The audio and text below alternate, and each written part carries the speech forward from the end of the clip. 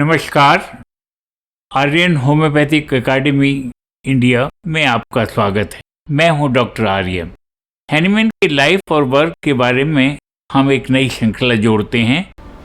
Then we come to formulation and development of the therapeutic axiom Similia Similibus Curantur. In the year 1789, in his treatise Instruction for Surgeons on Venereal Diseases on the Effect of Mercury, Hahnemann holds an opinion contrary to general assumption at that time that the effect of mercury in the treatment of syphilis consists in salivation, perspiration, diarrhea or increased urination, but according to him it is due to its peculiar counter irritation in the body which it produces that he called mercury fever. This mercury fever artificially produced by mercury he opined to be presupposition for the healing of syphilis. Way back in the year 1790 he translated Culus Materia Medica, as I told you. On this occasion he studied in special detail, as we have seen earlier, the intermittent fever and the therapeutic effect of cinchona bug on the leg. In the following year, that is in the year 1791, appeared the translation of Monroe's Materia Medica. Here also, Hahnemann's observations are turned in the same direction, particularly in the case of cinchona bug, where he says all substances stimulating a counter irritation and artificial fever, if administered shortly before the attack, are just as specifically deterrent to intermittent fever, only that on the other hand they are not in every case so safe to use. To me, the external obstacles of the art were better known than I like. They have always been encamped around my sphere of activity. For a long time I used to imagine them to be innumerable and was almost about to despair and consequently to regard my medical practice as the victim of unavoidable circumstances and unsurmountable obstacles, until the thought occurred to me whether we physicians are not ourselves partly to be blamed for this lack of simplicity and certainty in our science. And further, in his essay, A Scrupulous in the Balance, he wrote in 1805, he declares, after the discovery of weaknesses and misconception of my teachers and my books, I sank into a state of morbid indignation, which might almost have completely vitiated for me the study of medicinal knowledge. I was about to believe that the whole science was of no avail and incapable of improvement. I gave myself up to my own individual cognition and determined to fix no goal for my consideration until I should have arrived at a decisive conclusion. The first way, that of removing or destroying the original cause of the malady, the preventive practice of physician. The second way, the most used contraria contraris, that is healing opposite by opposite, is objectionable in chronic diseases and even with diseases which will easily degenerate into chronic disease. The third way, traversed only occasionally by the more conscientious physician of deeper insight, aiming at rooting out the evil of by specific means. But in this case, chance alone is the rule. Empiric, if propers the idea suggesting itself at that time, therefore he demands investigation of the effects of remedies in order to adopt them to disturbances of the body. One should rely as little as possible upon chance and proceed as rationally and conscientiously as possible. By what? By experiment of the medicine on the healthy human being. Only by this means can the true nature, the real effect of the medical substance be conscientiously discovered. From them alone can we ascertain to what maladies they are safely and successfully adoptable. With this is made the first conscious step towards the new doctrine of healing, followed immediately by the second in the general principle.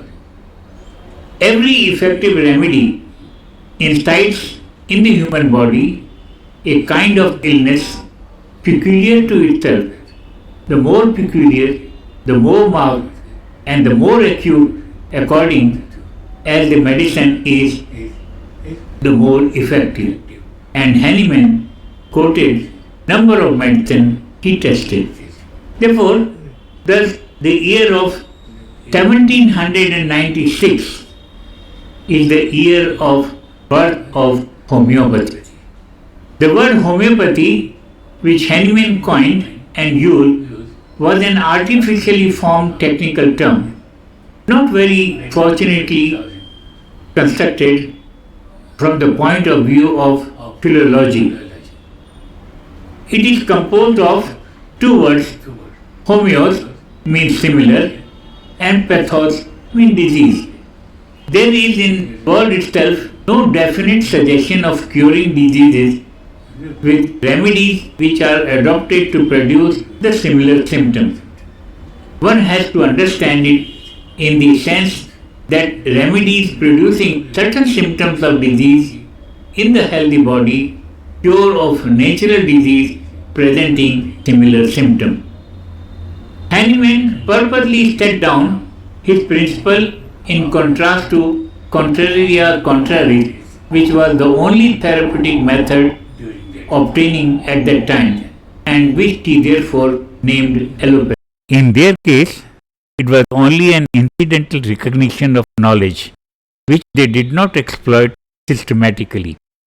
But for Hahnemann, this new conviction meant a complete revision or reversion from the traditional therapy and necessitated the building up of a new system of medicine.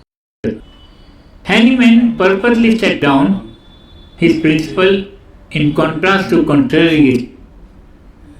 Then we come to a very important milestone, the publication of Organon, that is, the book containing systematic elaboration of the homeopathy.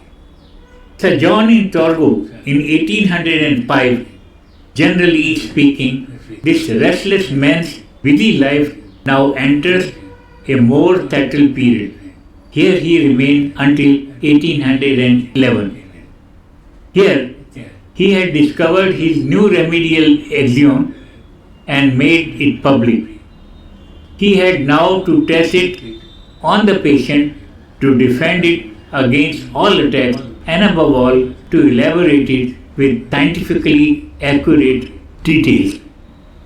The first demand led him to take up medical practice in Torgo once again. Here he soon acquired a considerable and extensive practice.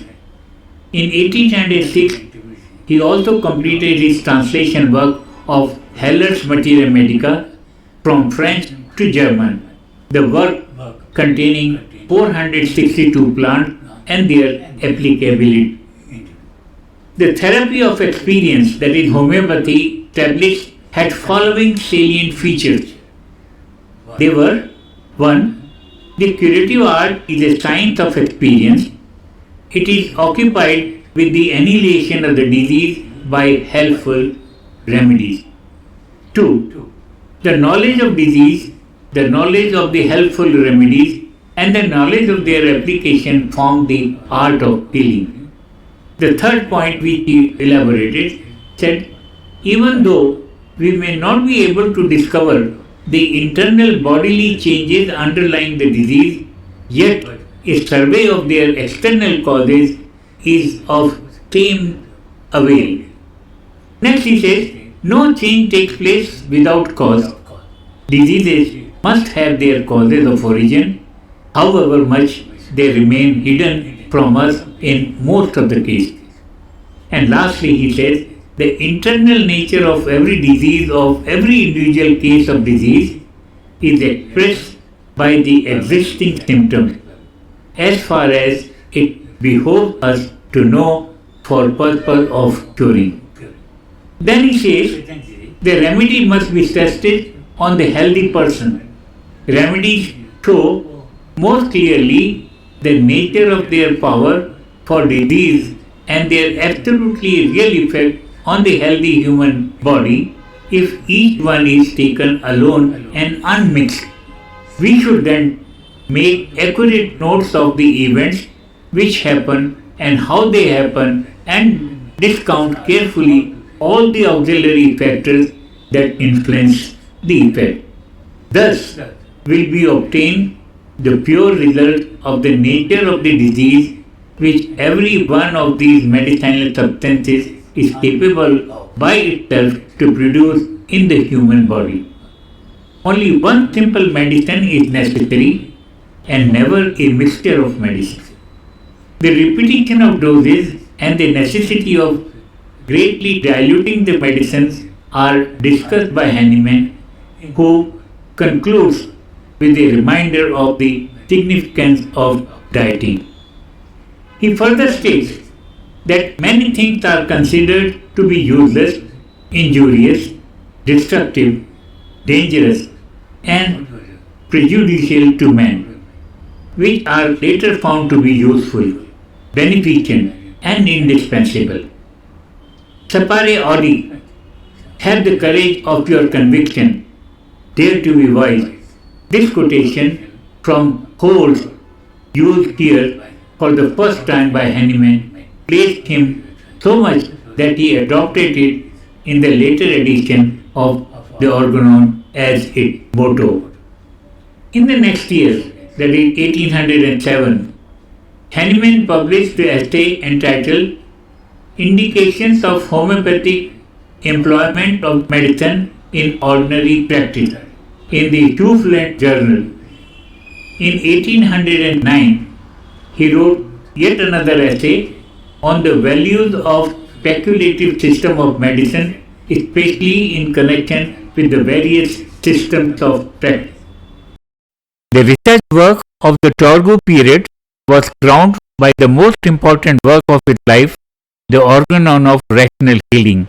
In his essay on the principles, Hahnemann had merely shown the external framework or a cornerstone of his conviction. In his Fragmenta de Verbis Medicamentorum Positivis, he had collated a number of experimental provings of medicine. In his Medicine of Experience, he just mentioned he had carried out his experiments further. But in this work, in the year 1810, Organon Hahnemann brought all his earlier ideas and writing to completion. Hahnemann writes, and I quote, "Through this inquiry, I found the road to truth upon which I have to tread alone, a road far removed from the common highways of medical routine. The further I advanced from the truth to truth, the further did my conclusion move from that ancient structure which, having been built out of opinion, was upheld only by opinion, although I allowed no single one of my conclusion to stand unless fully confirmed by experiment. The result of these convictions are stated in this book." These are Hahnemann's words in the introduction to the first edition of Organon. On the title page he employed Gellert word, the truth for which all the eager world is fain, which makes us happy, lies for evermore, not buried deep, but lightly covered over by the wise hand that destines it for men. In the later editions, Hahnemann commenced with the motto Audi Sapere, dare to be wise, so characteristic of himself and his work. He also altered the title Organon of Rational Healing to Organon of Healing Art. In the introduction, Hahnemann set his newly discovered rules of healing over against the traditional treatment and accomplished his axiom with numerous examples. He then related, with the help of his great scholarship, how and by whom the principle of homeopathy have been applied in former times. Hahnemann goes back to Hippocrates and his school and quotes from his book, The Localities of Mankind. If translated, will read like this: illnesses arise by similar things, and by similar things can the sick be made well. Vomiting can be made to cease by means of emetic. Following on the Greek example, Hahnemann describes French and English authors who have felt the truth of the homeopathic manner of healing and given expression to it. It is thus evident that Hahnemann was always anxious to do justice to the truth. He did not wish to incur the reproach of pretending to be the first and the only discoverer of method of healing. Hahnemann laid special emphasis on the facts and wrote, till now, nobody has taught this homeopathy way of healing, nobody has carried it out. Later on, his sixth edition of Organon, in a footnote, he writes, for truth is co-eternal with all wise, benevolent deity. It may long escape the observation of men until the time ordained by Providence arrive, when its ways shall irresistibly break through the clouds of prejudice and usher in the dawn of a day, which shall, with a bright and inextinguishable light, for weal of human race. The question was how the profession will take this new method. In July 1810, the same year, Organon was criticized and attacked by one Professor A.F. Haeckel of Berlin. From the general reception of his Organon in the medical world, Hahnemann soon realized that he had not managed to overcome the law of laziness which has so much sway even in the realms of mind of the science. The appearance of the Organon did not create a really revolutionizing effect during that time. Hahnemann was therefore compelled to strike a new path towards his goal. The slighted success of the Organon among German medical men and the rejection of the work as a whole or of its main features had driven Hahnemann into violent antagonism to every doctor and medicine accepted as such in his time. This is evident from his letters to his friend Mr. von Willer, professor of University of Göttingen, where he writes, better have no doctors and no medicine at all than receive treatment in the manners of the old. में इतना ही, अगले अंक में इस episode को आगे बढ़ाएंगे.